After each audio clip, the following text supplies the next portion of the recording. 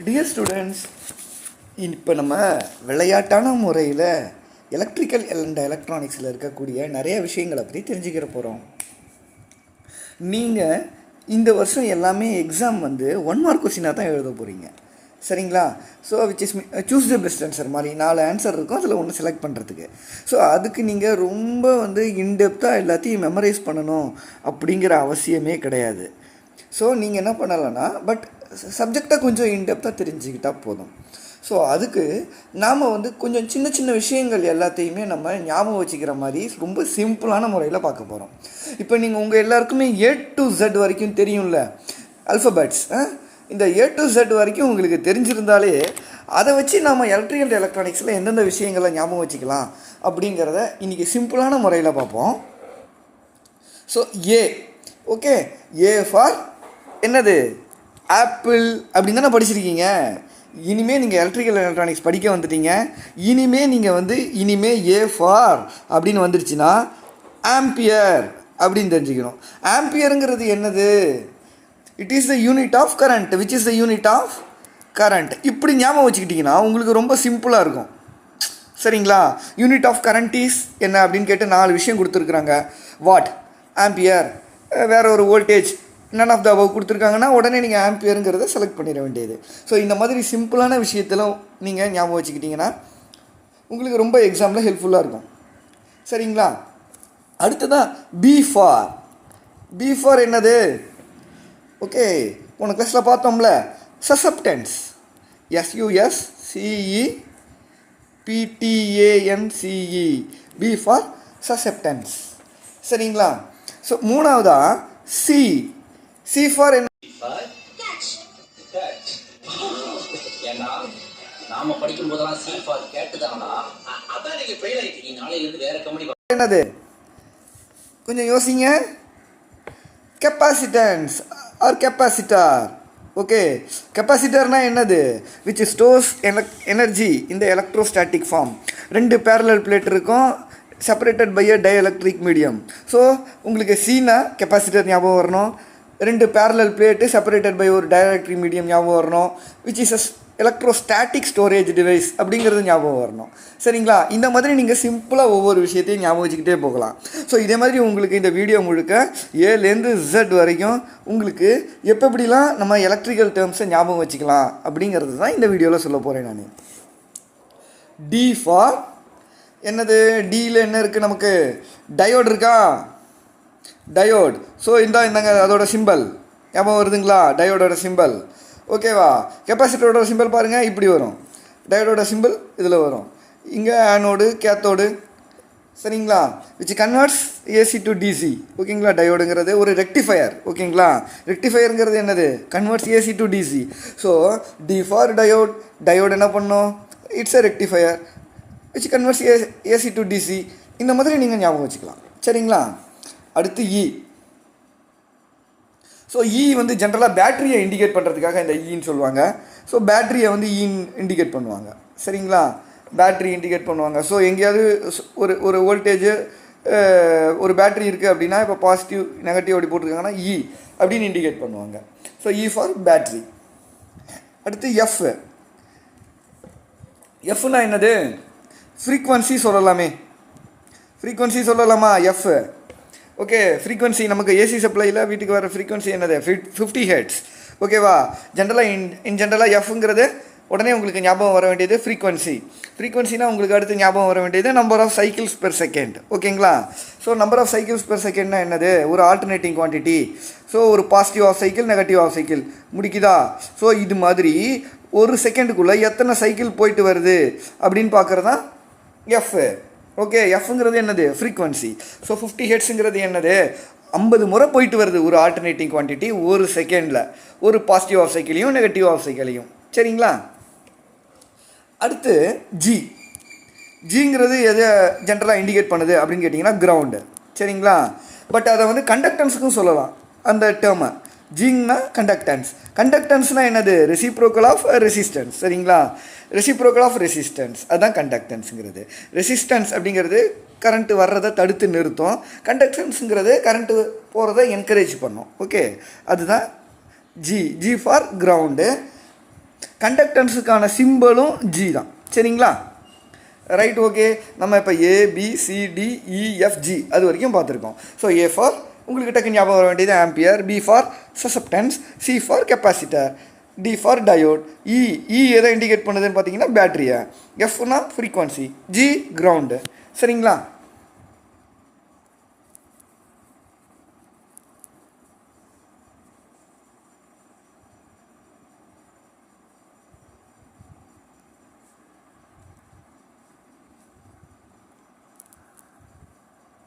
உங்களுக்கு எல்லாமே 1 மார்க்காக இருக்கிறதுனால ரொம்ப சிம்பிளான முறையில் நீங்கள் கற்றுக்கிட்டாலே போதும். அடுத்ததாக பார்த்துக்கிட்டிங்கன்னா ஹச். ஓகே, ஹச்ன்னா நம்ம எதுக்கு இதை சொல்லுவோம் அப்படின்னா ஹென்ரி. ஹென்ரிங்கிறது எதோட யூனிட்டு? இண்டக்டன்ஸோட யூனிட்டு. Unit of inductance. சரிங்களா? இனிமேல் ஹச்னா உங்களுக்கு ஞாபகம் வர வேண்டியது ஹென்ரி, யூனிட் ஆஃப் இண்டக்டன்ஸ். அடுத்து வெரி இம்பார்ட்டண்ட் ஐங்கிறது என்னது? கரண்ட். ஓகேங்களா? கரண்ட் எப்படி இண்டிகேட் பண்ணுவோம்? ஐன்னு இண்டிகேட் பண்ணுவோம். ஓகேவா? So V is equal to IR which is the Ohm's law formula. Okay, so ஐயை வந்து கரண்ட்டை வந்து எந்த சிம்பிளால் இண்டிகேட் பண்ணோம் அப்படின்னா ஐ. அடுத்து ஜே. ஸோ ஜேனா நம்ம எலக்ட்ரிக்கல் படிக்க வர்றவங்க ஜேனா உடனே என்ன தெரிஞ்சுக்கணும்? ஜூல்ஸ். ஓகேவா? Which is the unit of energy. Okay, ஜூல்ஸ்னால் which is the unit of energy, அதுதான் வந்து ஜூல்ஸு.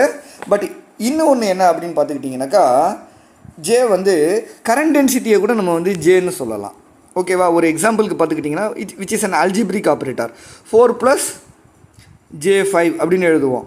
ஓகேவா? இந்த ஜேங்கிறது கரண்ட் டென்சிட்டி இண்டிகேட் பண்ணுது. இந்த இமேஜினரி பார்ட்டை வந்து ஜேன்னு இண்டிகேட் பண்ணுவோம்.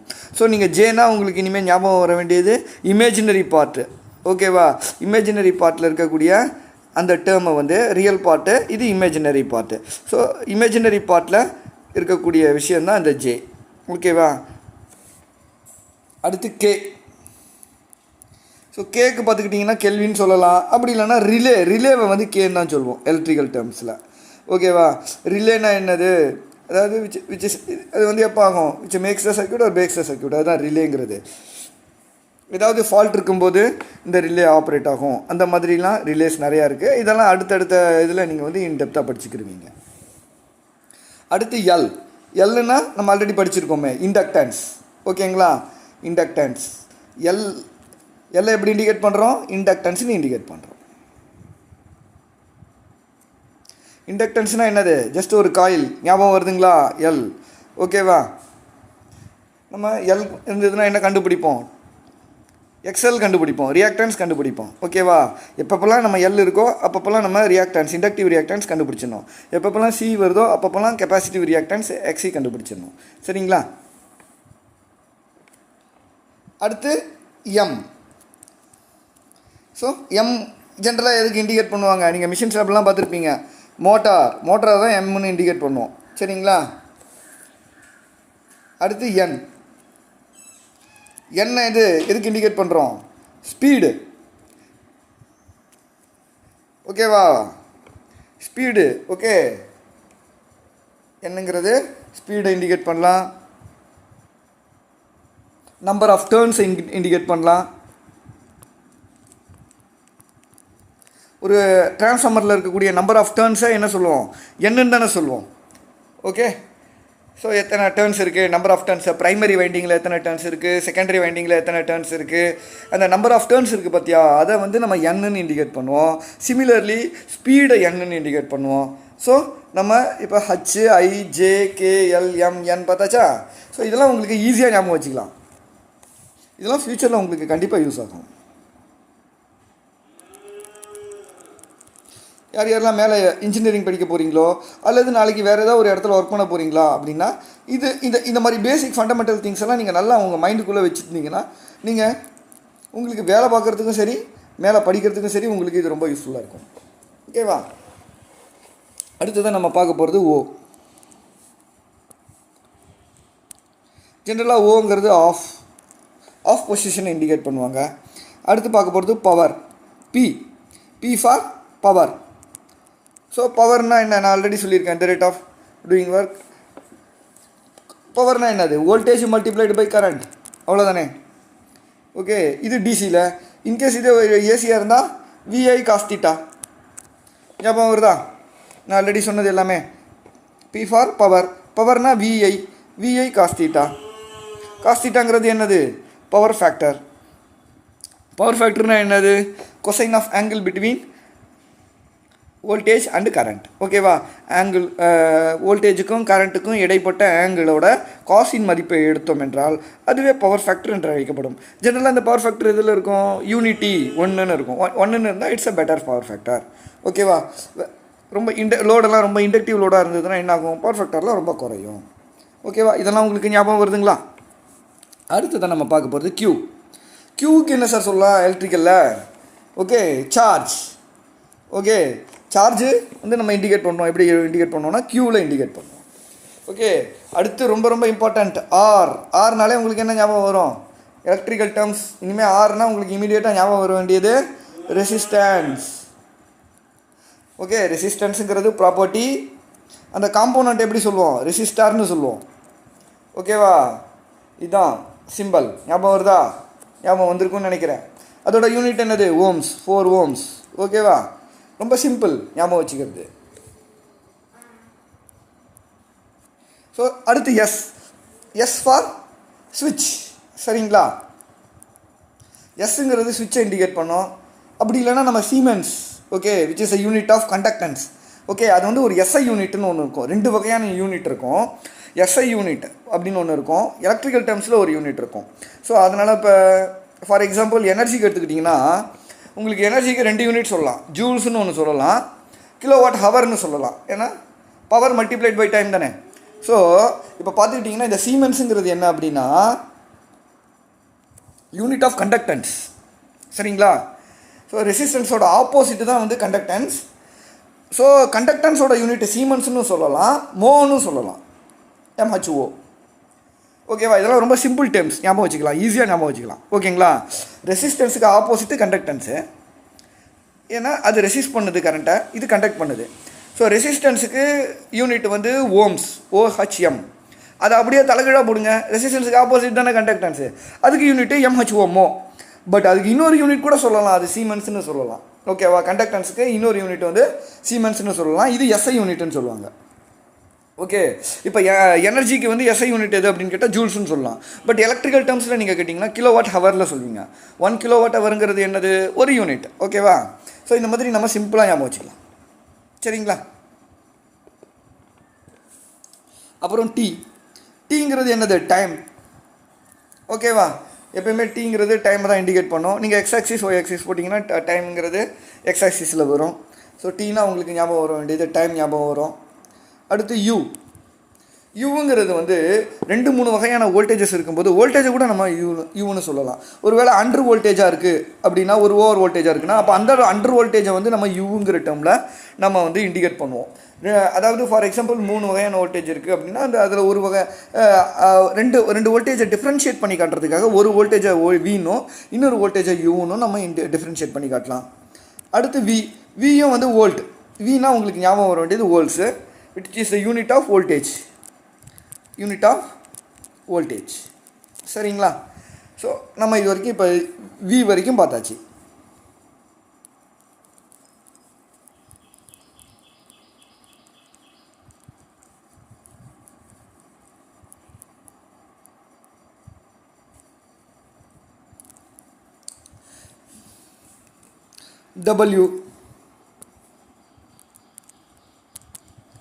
டபிள்யூன்னா என்ன ஞாபகம் வரணும் உங்களுக்கு இமீடியட்டாக, வாட்ஸ்.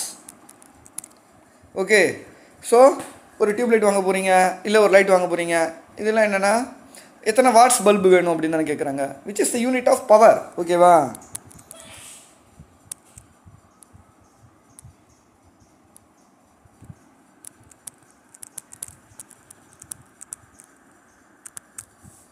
ஓகே, ஃபார் எக்ஸாம்பிள் ஒரு டியூப்லைட் இருக்குது, நான் கன்வென்ஷனல் டியூப்லைட், அதாவது நார்மலாக யூஸ் பண்ணுற டியூப்லைட் வந்து 40 வாட்ஸ்.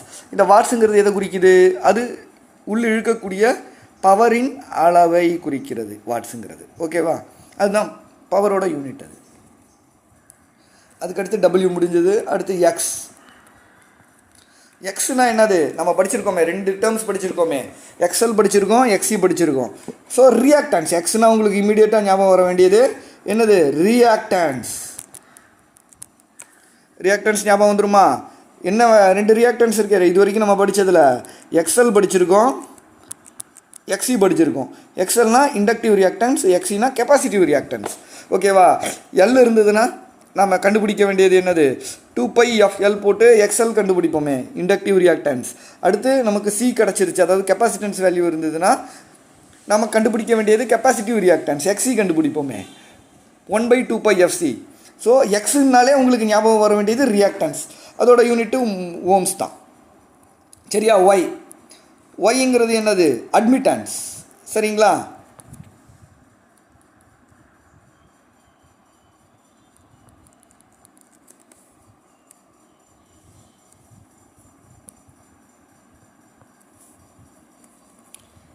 அடுத்து கடைசியாக நம்ம பார்க்க போகிறது இம்பிடன்ஸ். ஓகேவா? இம்பிடன்ஸ் தான் படிச்சிருக்கோமே, ஞாபகம் இருக்குங்களா? இம்பிடன்ஸ் பற்றி ஒரு இன்டெப்த்தாக ஃபுல்லாகவே நடத்தியிருக்கிறேனே. இந்த காம்பினேஷன், ஒரு காம்பினேஷன் இருக்குது பார்த்தீங்களா? R plus J X. இந்த காம்பினேஷனை தான் நம்ம வந்து இம்பிடன்ஸ்னு சொல்லுவோம். ஓகேவா? Z = V/I. ஒரு டிசி சர்க்கியூட்டாக இருந்தால் R = V/Iன்னு பார்த்துருப்போம். ஒரு ஏசி சர்க்கியூட்டாக இருந்தால் இம்பிடன்ஸ் இருக்கும், Z = V/Iன்னு பார்த்துருப்போம். ஓகேவா? இதுக்கு இன்னொரு ஃபார்முலா கூட பார்த்துருப்போம். இசட்டுக்கு √R² + XL². ஞாபகம் வருதுங்களா?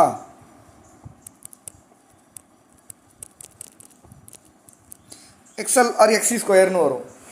ஆரும் இருக்குது, சாரி எல்லும் இருக்குது, சிவும் இருக்குது. அப்படின்னா XL - XC² பார்த்துருப்போம். ஞாபகம் இருக்கா? எது பெருசாக இருக்கோ அது அந்த பெருசாக இருக்கிற வேல்யூலேருந்து சின்னதாக இருக்கிற வேல்யூவை கழிச்சிருப்போம். ஸோ இப்போ நம்ம வந்து ஏலேருந்து இசட் வரைக்கும் நம்ம எலக்ட்ரிக்கல் அண்ட் எலக்ட்ரானிக்ஸில் என்னென்ன இருக்கோ அத்தனையுமே நம்ம வந்து பார்த்தாச்சு. A to Z இருக்கக்கூடிய டேர்ம்ஸ். ஓகேவா?